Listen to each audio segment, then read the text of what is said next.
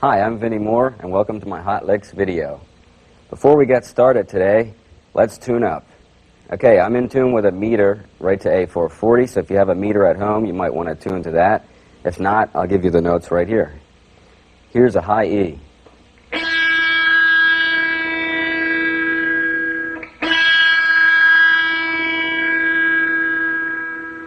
B.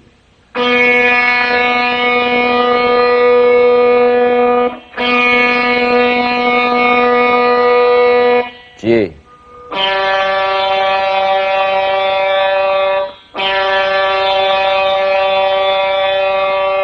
D.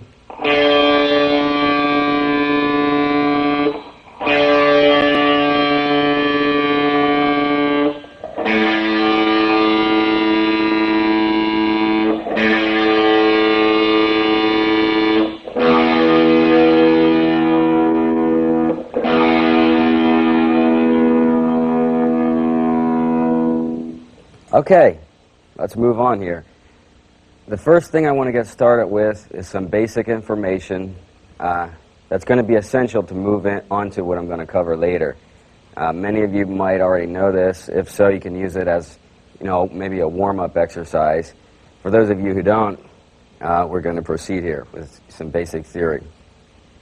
Okay, the first thing I'd like to start with is a major scale. And I want to construct a major scale here. And I'm going to use a C major scale. And if you know your alphabet, you can play in the key of C major because there's no sharps or flats. The notes are A, B, C, D, E, F, and G.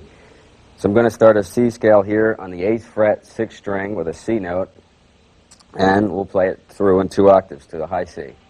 I'll play it slow at first so you can catch all the notes.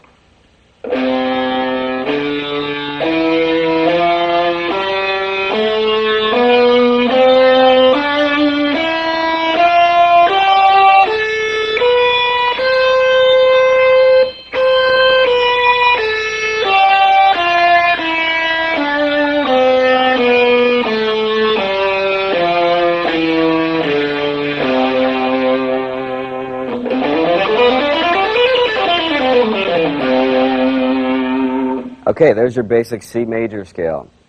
Now make sure when you're playing this, if you don't already do this, that you're picking down, up consistently. You should really get in the habit of doing this because this is the best way to pick. It's going to allow you to do more in the long run if you don't already do this. It's going to strain your arm less. If you try to play with all down strokes, you're going to strain your arm and therefore you're not going to be able to do as much. So by getting that, relaxing your arm and just getting those, down, up, down strokes consistently back and forth, you'll find that it's the better method of picking. There will be times when you might want to play a bunch of down strokes in a row and really dig in. I do that a lot also, but for the most part, you should, use the consecutive picking here, down and up strokes. Okay, now every major scale has a relative minor scale, based on that scale, all the same notes, but a different starting point. Now how we find the relative minor scale is from the 6th tone of the major scale. So in other words, we need to play a C major scale here and find the 6th note. And if we play through 1, 2, 3, 4, 5, 6, you'd find that A is the 6th tone. So from that we would build our minor scale. A minor would be relative to C major. Okay, so now I'm going to construct a minor scale here, which is the same notes as C major, but just from a different starting point, from A rather than C. It's going to end on C also, rather than end on A also rather than C. Here we go. I'll play it slow.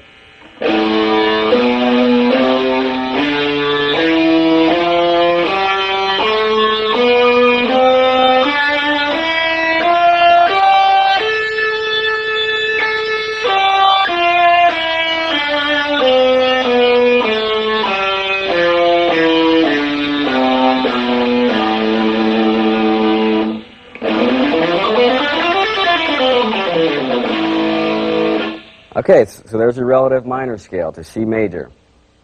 Now I want to move on to another scale here, which is slightly different. It's based on a minor scale, but this is called a harmonic minor scale. And what a harmonic minor scale is a regular minor scale, which we just covered, with a raised 7th tone. In this case, we're in A, So the 7th note here is going to be G, right here on the 5th fret. So what we're going to do is raise that. Instead of playing G, we're going to play G sharp. And what this is actually going to do is give us a real mysterious type of sound, you know, like an Egyptian type of feel. It's a real interesting tonality. You might want to experiment with this if you're not already familiar with it. So I'm going to play this through an A minor scale, sharpening the 7th tones in both octaves to make it a harmonic minor scale. Here we go.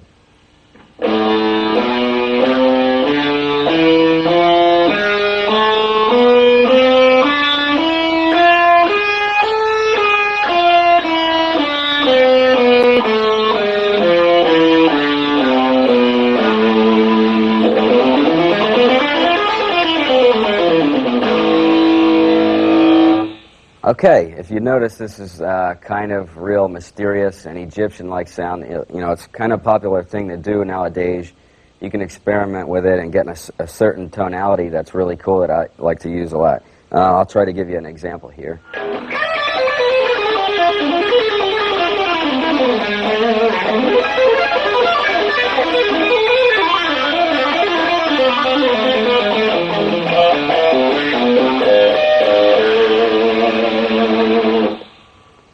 All right, now I want to talk about how you can apply this scale, where you can use it.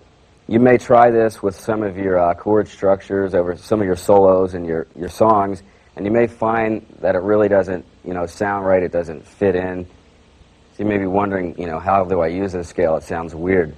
So now I'd like to cover like 2 ways that you can incorporate this scale within your playing style. Okay, the first way would be in the key of A minor, to play the sharp 7th over an E major scale, over an E major chord, excuse me.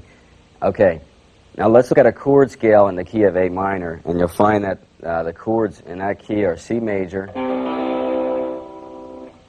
D minor, E minor, F major, G major, A minor, B minor with a flat 5, and C the octave. Okay, now if you noticed, I said that E minor was in the key of A minor, which is correct. Now what a lot of guys are doing nowadays, including myself, is substituting E major for E minor. Okay, we're in the key of A minor, so when we substitute the major chord here for the minor chord in E, we're actually making G sharp. If you look at an E minor, the open G is there, and when you add the major, the first finger here, it's G sharp. So since we're in the key of A minor, we have the G sharp, so we can use the harmonic minor scale over that E major chord. And I'll give you like a basic example here, a chord structure that maybe you can put down on tape and experiment with this harmonic minor scale just to get a feel for the tonality it has. You can take really anything in the key of A minor that's built around an E major chord, maybe like this.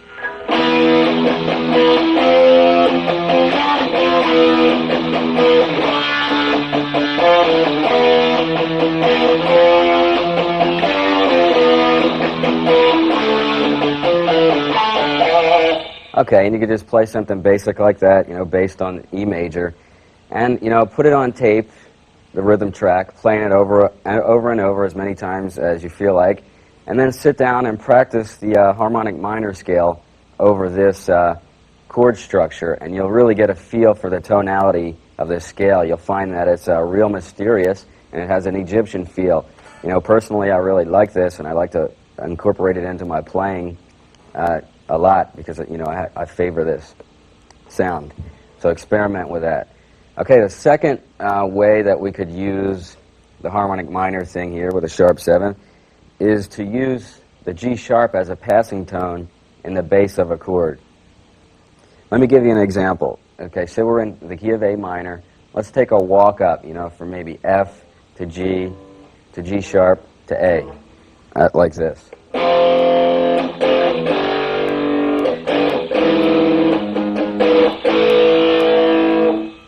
Okay, now if you noticed, I played this chord.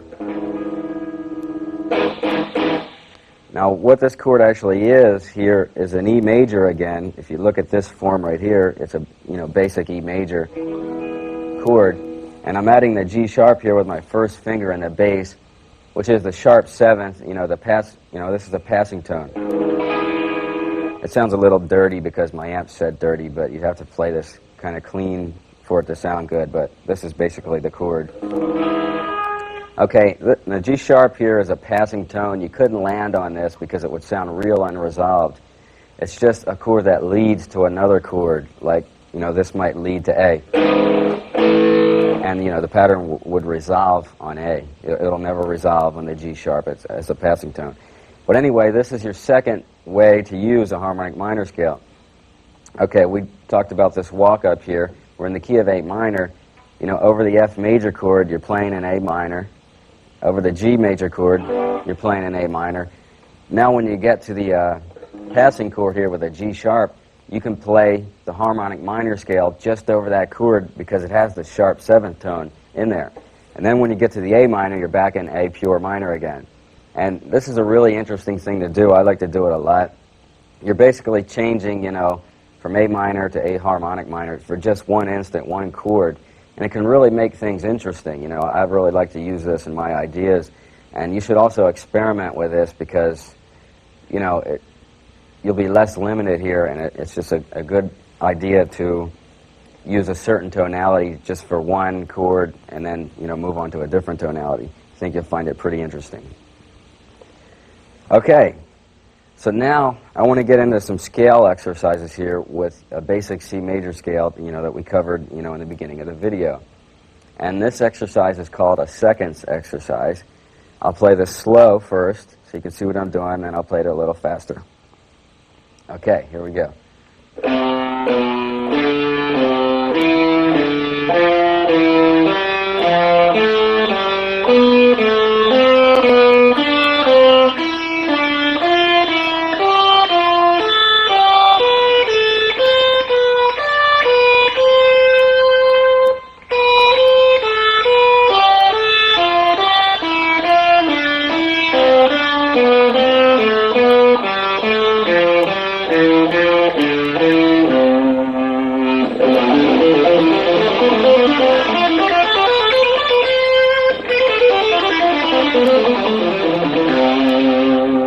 Okay, that's a seconds exercise.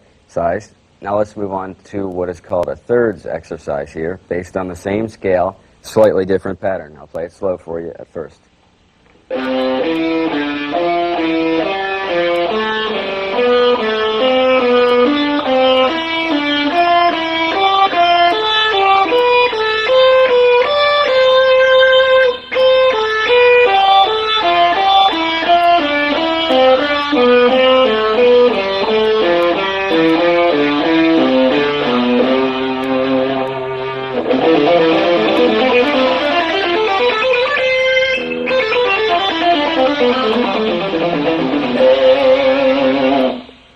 All right, now I have one more exercise that's, based on this same scale. And, I don't really know what the name of it is here, so we'll call it the X exercise here for lack of a better thing to call it. And it goes like this.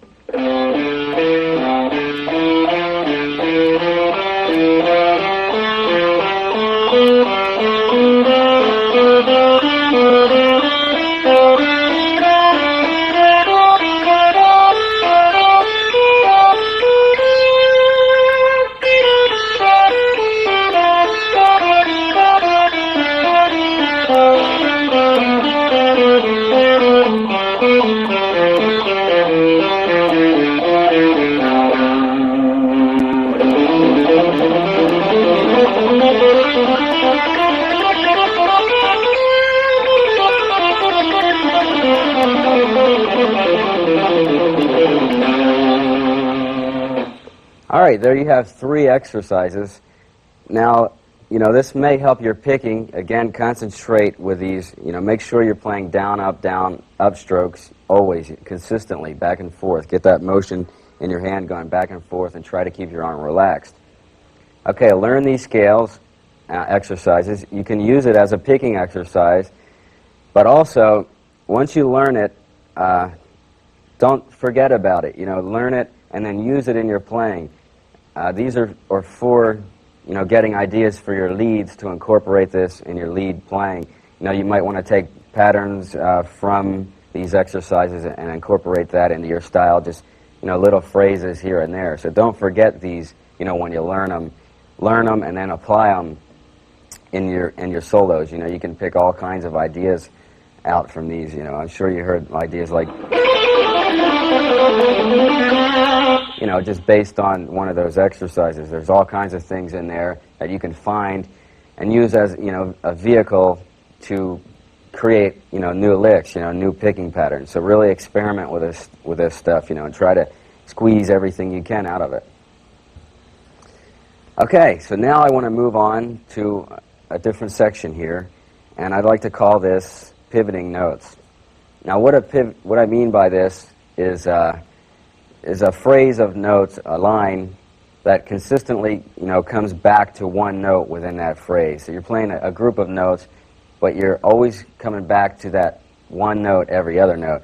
The best way, really, is for me to give you an example. In fact, I have, 6 examples here, 6 licks that you can use and try to incorporate in your playing.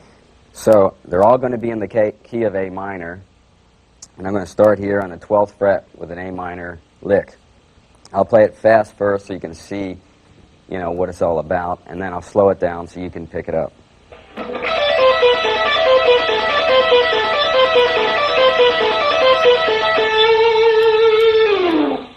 Okay, now I'll play that slower so you can see exactly what I'm doing. Okay, I'm banking everything off of this E note here. I'm playing this first, and then I'm building a line underneath it. So I'll slow it down here.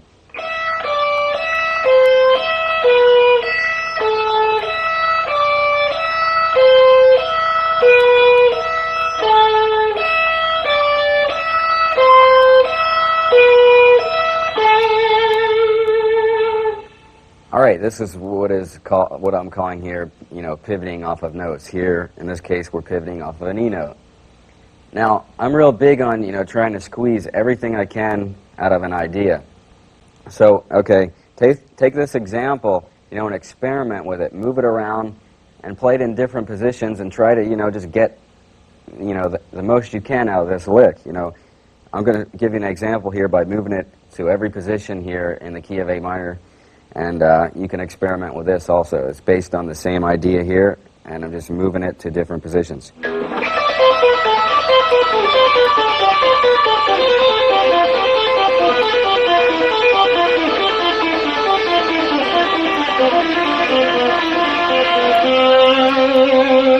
Okay, so when I give you an example and it's in one position on one group of strings, learn it that way, but then try to use it in every way you can think of, every position within the key, and also, move it around on different groups of strings, anywhere. You can take the same idea and do it here.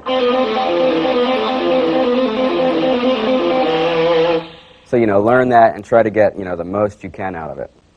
So now I'm going to move on here to lick number 2, which is, again, in the key of A minor, and I'm going to my pivot note is going to be this G right here on the B string, and the line is going to go like this. I'll play it fast, and then I'll slow it down for you so you can see what I'm doing.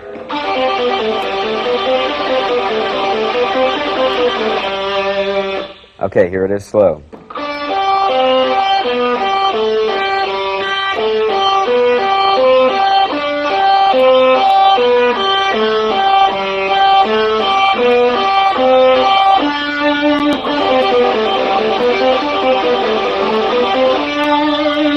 Okay, that's another idea of pivoting. That's pretty cool. You should experiment with this. Again, move it around and try to incorporate this in your lead playing.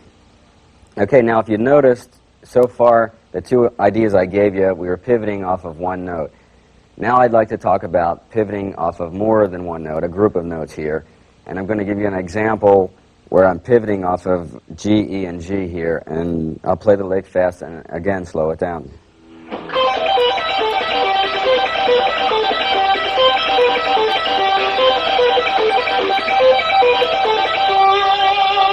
Okay, this is one of my favorite. Here it is slowed down. You notice I'm pivoting off of G, E, and G. So I'm going like this. Whoops.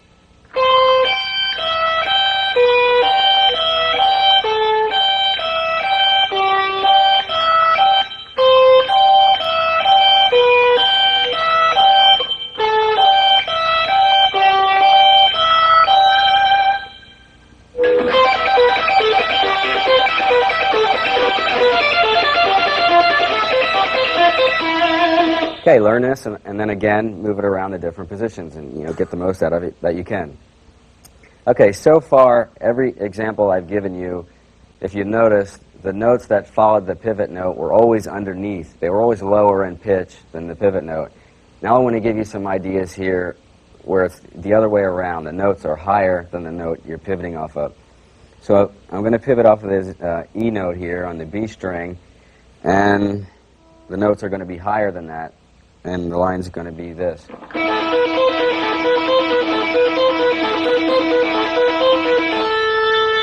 Okay, now I'll slow this down so you can see exactly how I'm doing it. It goes like this.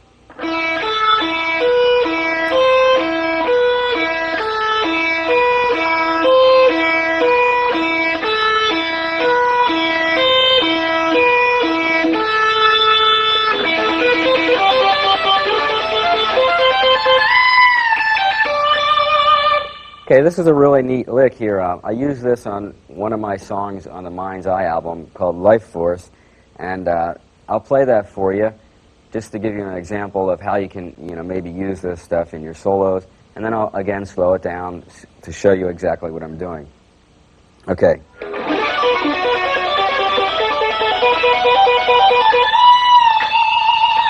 All right, now this is in the key of B minor. And the line is played like this. I'm going to do it real slow so you can see what I'm doing. Okay, here we go.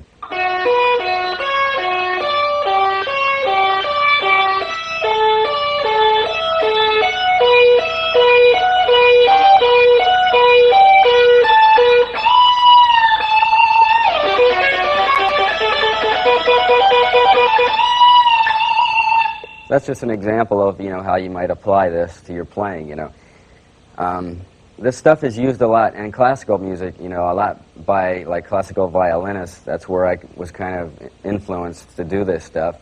And, it's a really cool idea. You should experiment, with all this pivoting examples here and try to incorporate this in your playing. It's a new direction, and I think you'd find it pretty cool. Okay, my second lick here in this segment is going to be this.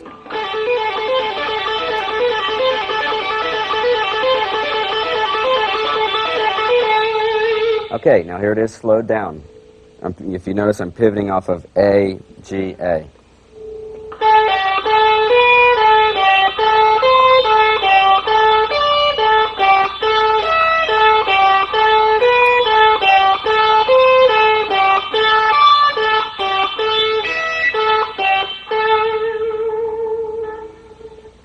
Okay, now my last example is this idea.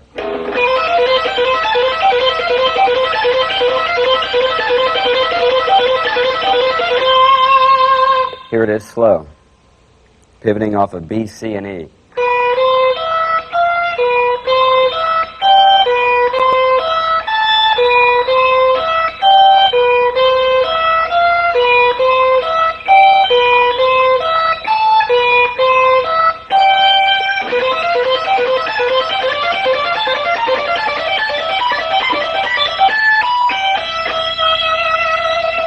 There you go, there's another idea.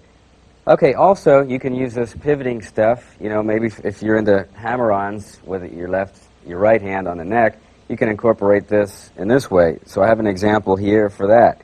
And again, I'm going to be pivoting off this E note here on the 12th fret, and the lick is going to go like this.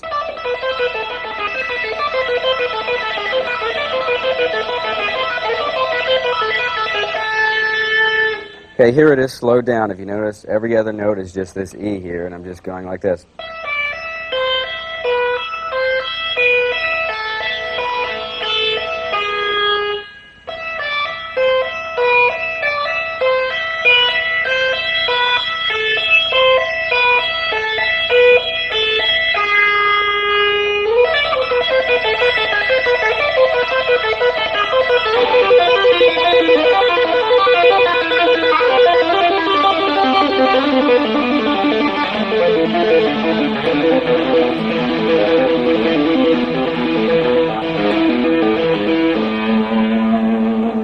All right, so there's one more, example of how you can use this. So, again, learn these licks, and experiment with them. Try to squeeze every possible lick you can off of each one of these ideas. And again, sit down with a tape recorder with some rhythm tracks and just experiment with these ideas over chords. I'm sure you'll enjoy coming up with some cool stuff. Okay. Now, the next section I want to get into is a section on arpeggios. Okay, let's first talk about what an arpeggio is. Okay, we're going to work in the key of D major here, and let's talk about a D major chord. Actually, what a D major chord is, it's built from a D major scale, and how you build this is you take the first, third, and fifth tones from D major, scale. So if you play the scale, D's the first note, F sharp's the third, and A is the fifth. So there you have a 1, 3, 5, a triad here based on a D major scale. So that makes a D major chord. Now what we want to do here is add a D and a higher octave right here, and the F sharp and a higher octave again, just to make the chord sound more full, more tones in the chord here. That's basically where you build a chord. Now what an arpeggio is it's a line, played from a chord. So you want to play a chord as a single note line and not let the notes ring together as in a chord, but just use it as a line. Such as this.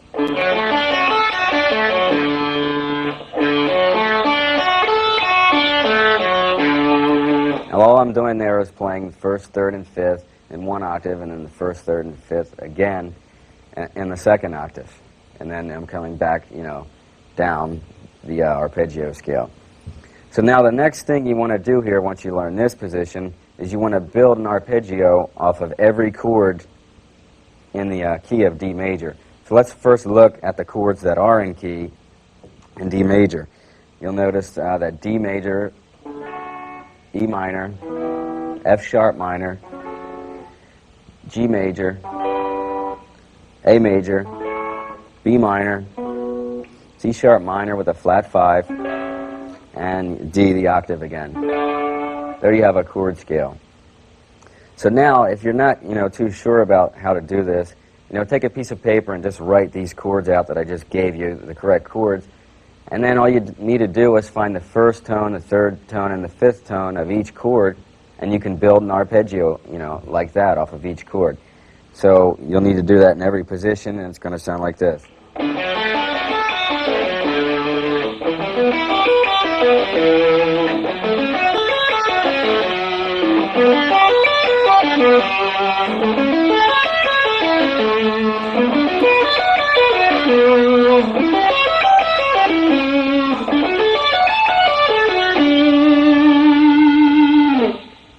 All right, so there you have an arpeggio off of each chord in the key of D major. Now, another real popular thing nowadays is, if you notice, I played these arpeggios with down, up strokes. There's another popular way to do it, which is called sweeping. Instead of picking every note down, up, individually, you're going to just sweep through the chord pattern with a downstroke on the way, down, and then an upstroke, and you're going to hit all the notes in the chord, with one stroke, like this. So if you noticed, I hit all the notes on the way down with one stroke, and then a stroke, all the notes with a stroke on the way up. Like that. And this is a real popular thing nowadays. A lot of guys are doing this. If you experiment with this and, try to work on it, you may find that it's real hard to articulate the notes. The notes may start ringing together as a chord, which is what you don't want to happen. You want to play this as a single note line, not a chord. You don't want any two notes to ring together. So, there's two ways to really practice the articulation here, making the notes sound, even and articulate, so you can hear each note as a line. And, one way would be just to mute the strings with the palm of your hand to kind of stop the notes and not let them ring out for too long. I do this. You kind of like this. So work on that. You'll find that by muting, you stop the notes so they don't ring together, and this makes every note more distinct and sound as more of a line rather than a chord. Okay, another way to do this is just to try to lift your fingers off the string as fast as possible. Instead of holding it down as a chord, like that, just try to pick your fingers up right away. And, that's the second way. So work on that. This is a really neat idea.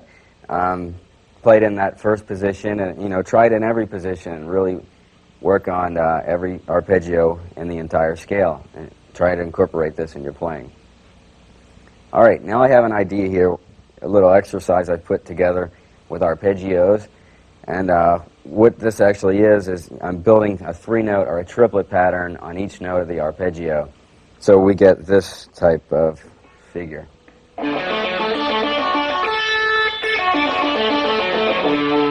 Okay, now I'll slow that down so you get what I'm doing here. I'm building 3 notes off of D, 3 notes off of F sharp, 3 notes off of A, and so on up the scale.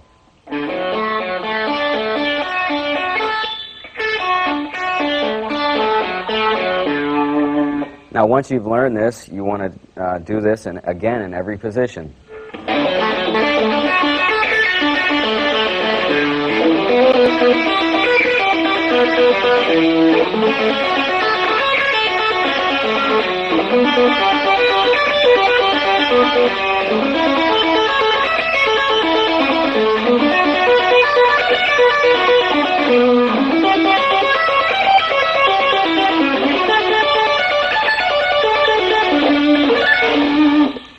All right, that's one exercise that you can work on.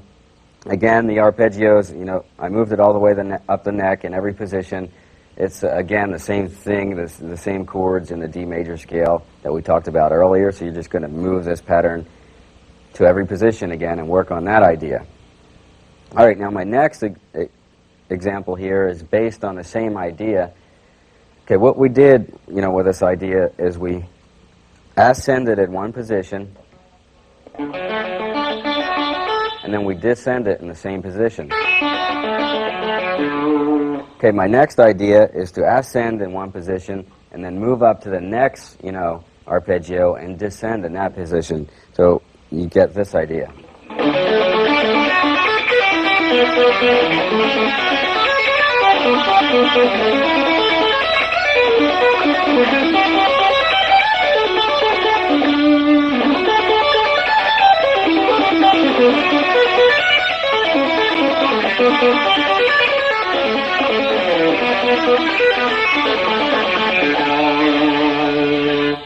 All right, so there's one idea, and my next idea is just the opposite of that: to descend in one position and then ascend in the next, like this.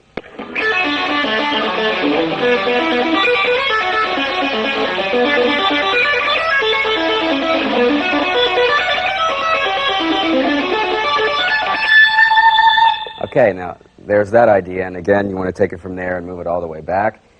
Okay, that's another, thing that you can incorporate into your playing. You should work on these arpeggios, and the way for teaching purposes, I've put together examples here, and they're in a very clinical fashion.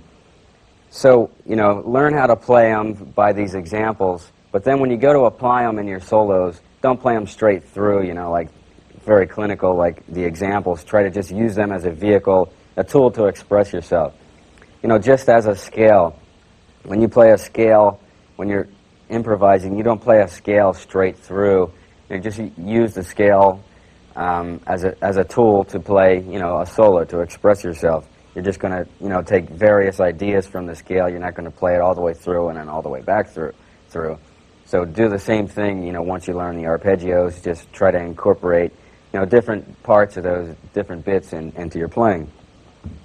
Okay, now I have an example of how I use, some of these arpeggio ideas. And this is from a song off my record called Hero Without Honor. And what I did is I took a chord progression. It's a classical chord progression here. Bach used it a lot, and Mozart. It's kind of a common classical idea that's really cool. And the chord progression is it's in the key of E minor, And the chord progression goes like this: E minor, A minor, D major, G major, C major, F sharp or F sharp diminished, and then B major. A little out of tune, but okay. Now, if you notice with this B major, it's exactly like the example that I gave you at the beginning of the video for using the sharp 7 scale. B minor is actually in the key of E minor, but I substituted B major here.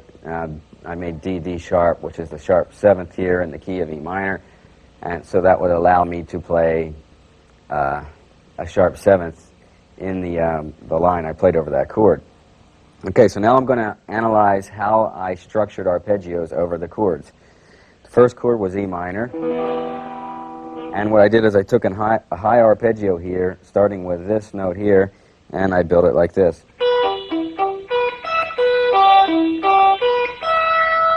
You know, right off the E minor chord.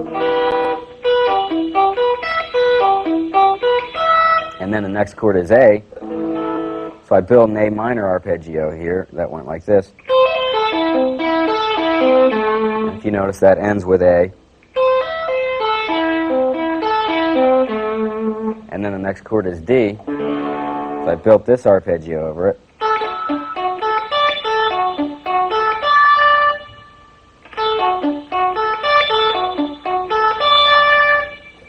G is the next chord, so I'll build a G arpeggio.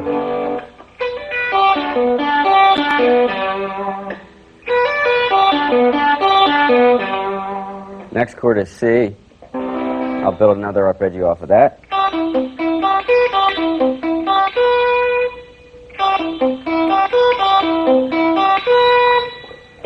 Now we have the F sharp, which is actually F sharp diminished, but I'm just playing the root note here and letting the keyboards play the diminished chord. And so the arpeggio over that is this.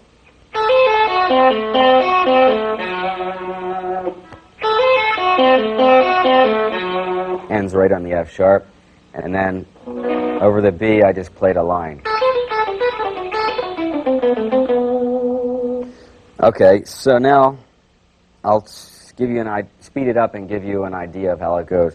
First of all, the chords are played kind of like this.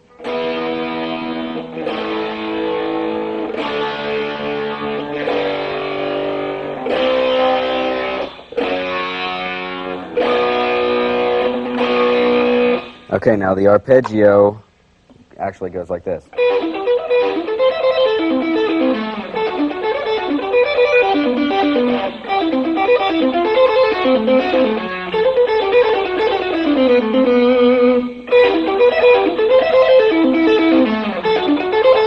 Whoops.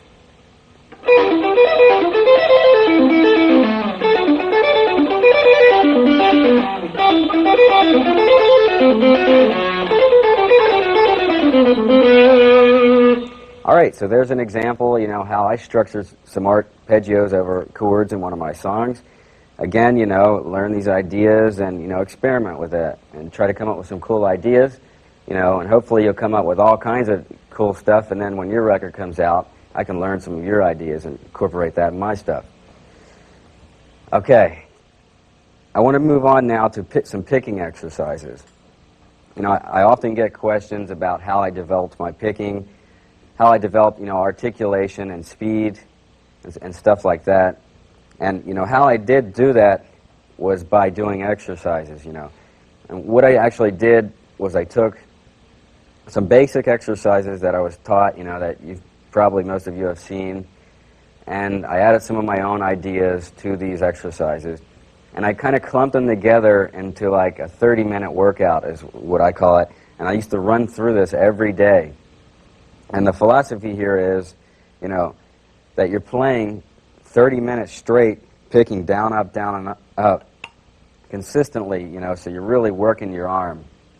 And it's really boring, you know, it's really boring to do this, but it's so beneficial, you know, I can't stress how important this is. You know, me, myself, I did this every day because I thought it was worth it, and, you know, it really did help my picking. So if you can stand the boredom, you know, it would be real beneficial to do this stuff. Okay.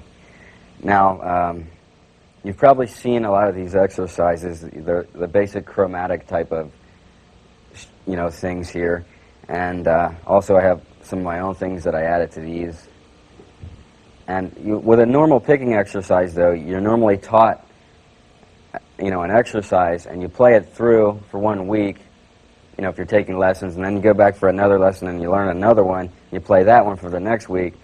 Well, that doesn't really help you too much because you're playing the exercise through and it doesn't really take that long. So you're not really working your arm enough that way. So I think you need to take all the exercises, that you can think of and pile them up and really work on doing them for, like 30 minutes in this case is what I did. So I'd like to begin with the exercises here. And this might get confusing at times, so I'd recommend even getting out a piece of paper and a pen, and you can write some of this down if you want. Okay, the first exercise here, I like to start with what I call 6-string exercises. You may have seen these before. This is what I call a 1, 2, 3, 4 exercise, and I'm just playing chromatic notes here, starting on the first string on F, and I'm playing F, F sharp, G, and G sharp like this. I'm starting with a downstroke, and I'm playing down, up, down, up. Okay, and then the exercise continues doing that same pattern on every string, and it's played through like this.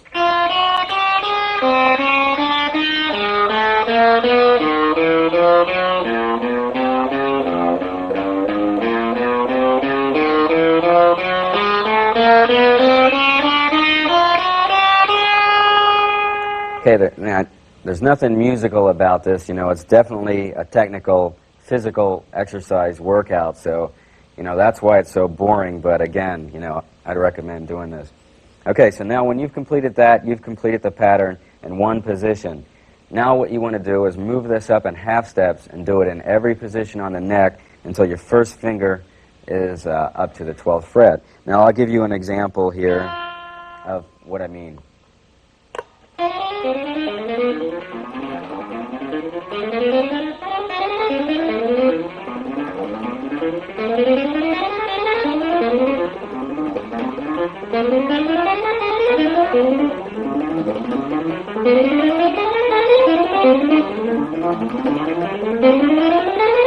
Okay, I'm going to stop there because you get the idea here. You're going to keep moving it up, though, in half steps like I just did, all the way to the 12th fret. And then when you're finished in that position, you can stretch your arm if you want, take a 2-second breather, and then you're going to start the whole thing from there and come all the way back down again in half steps like this.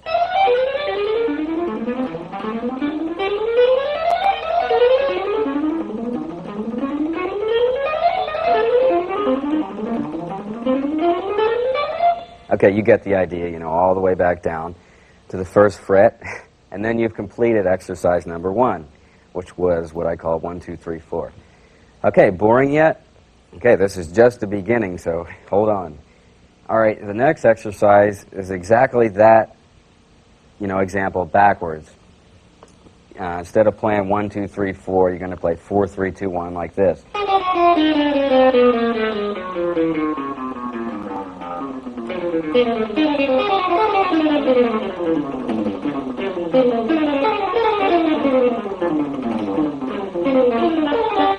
Okay, and same idea all over again. Go through the whole schmeal again with this 4, 3, 2, 1 pattern. You want to move it up in half steps again to the 12th fret. You can take a little breather and then come all the way back in half steps again with the same pattern. Okay, now, each one of these patterns is going to probably take, maybe 2 minutes, maybe more. That's just an estimate. So don't get discouraged if it takes a long time because, it's going to take a long time.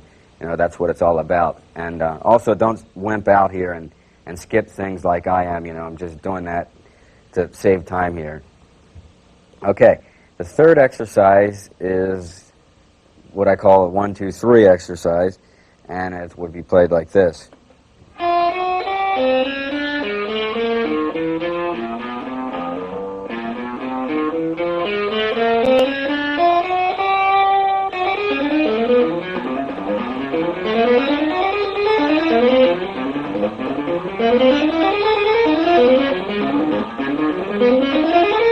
Okay, now that's the same idea here. You want to keep moving this pattern all the way up to the 12th fret, and in half steps, and then all the way back down in half steps.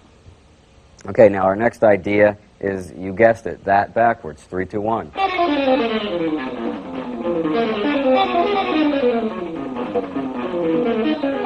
Okay, now the unique thing about these 3-note exercises is that you have an odd number here. Okay, now with the 4-note pattern, let's take that for example. You played 4 notes on a string, so it was always even. You played down, up, and you always started the next string on a downstroke. Now with 3 notes on a string, it doesn't work out that way. You're going to play down on a string, and then the next string you're going to play up, down. The thing you want to avoid doing here is playing down, and then starting the next string on a downstroke again and playing down on every string. You don't want to do that, because that defeats the whole purpose of here of using consistently, back and forth strokes with your arm.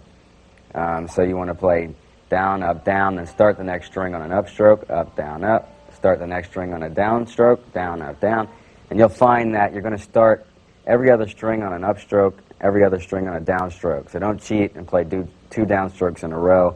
Keep real conscious of playing back and forth with your picking. All right, now that completes the 6-string exercises. Let's move on to what I call 2-string exercises. Basically the same ideas, but concentrated over an area here of just 2 strings. In other words, for every position that your wrist or your arm is over, whatever you pick with, if you're playing over this string, you're in one position. If you're playing here, you're in another position. You're going to use slightly different muscles, or use your muscle in a slightly different way. So I've signaled out playing in a certain area to work specifically on that part of the muscle, or that way you're using the muscle. So I've taken the same exercises and applied them like this. The 1, 2, 3, 4 idea like this. 1, 2, 3, 4, 1, 2, 3, 4, and then you're just going to move it up like this.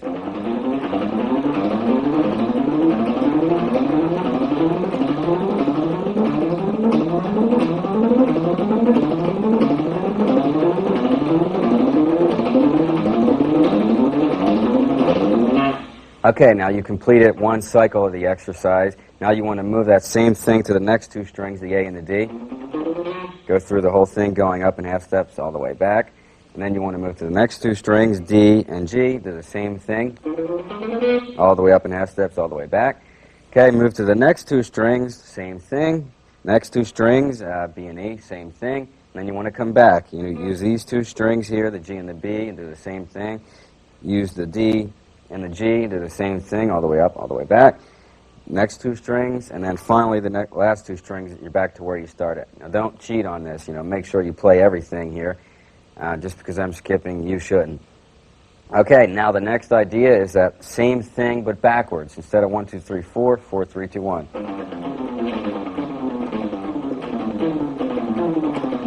Again, you're going to complete the whole sequence again, which I just showed you, using it backwards.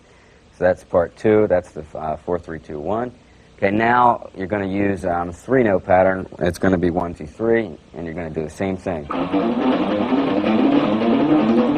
All the way up to the 12th fret and all the way back in half steps. And you're going to do that on each set of 2 strings, all the way down the strings and all the way up the strings. Okay, and then the last exercise of this section is that backwards, 3, 2, 1. And again, you want to go through the whole same process. And don't let this get confusing, because it's really basic. It's simple. If you have any trouble, just rewind the tape and check it out again. Or also what I recommended before, write this down on paper. Okay, now the next thing is a 1-string exercise. This is for articulation on 1 string. I've seen a lot of guys just play fast on 1 string, where they just get the pick going back and forth like this.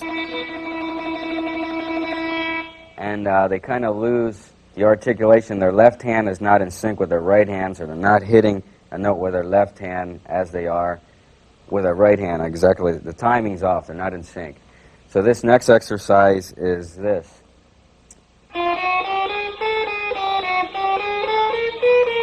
1, 2, 3, 4, 4, 3, 2, 1. You keep moving the pattern up, and it goes like this.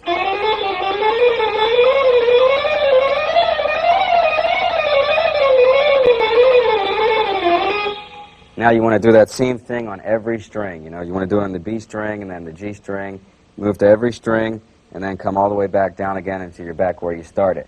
And that would conclude the one string exercise. Okay, the final section of this exercise here is to take the exercises, the scale exercises based on a major scale that I gave you at the beginning here, seconds, thirds, and the X, what I call the X, and starting them in the lowest position on the neck, and then moving them up in half steps all the way to the first fingers on the 12th fret, and then all the way back in half steps. For instance, you take the third scale.